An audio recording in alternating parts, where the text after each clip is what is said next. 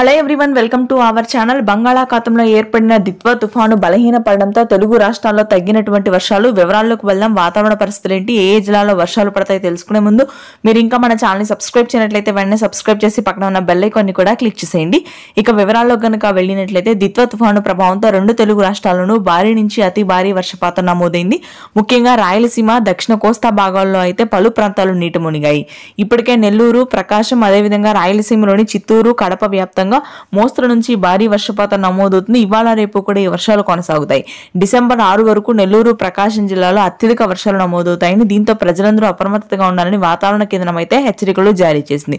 తిరుపతి, పీలేరు, పలమనేరు, నంద్యాల, కదిరి, బద్వేల్ ప్రాంతాల్లో భారీ వర్షపాతం నమోదవుతుంది. నెల్లూరు అదేవిధంగా ప్రకాశంలోని అన్ని భాగాల్లో కూడా ఇదే విధంగా వర్షాలు కురుస్తాయి. అయితే చలి తీవ్రత మాత్రం అత్యధికంగా ఉండనుంది తెలుగు రాష్ట్రాల్లో. ముఖ్యంగా ఉత్తర కోస్తా, శ్రీకాకుళం, విజయనగరం, విశాఖపట్నం, అరకు, పాడేరు, వంజాంగి, లంబసింగి, టెక్కిలి ప్రాంతాల్లో మాత్రం అత్యధికంగా చలి తీవ్రత పెరుగుతుంది. ఉష్ణోగ్రతలు కనిష్ట స్థాయికి పడిపోతాయి. తెలంగాణ వ్యాప్తంగా కూడా పొడి వాతావరణం ఉంటుంది. ఎటువంటి వర్షాలు నమోదు కావు. ఉత్తర తెలంగాణ భాగాల్లో చలి తీవ్రత అత్యధికంగా ఉంటుంది. మధ్యాంధ్ర, గుంటూరు, కృష్ణా, కోనసీమ భాగాల్లో ఉష్ణోగ్రతలు పెరుగుతాయి. Thanks for watching.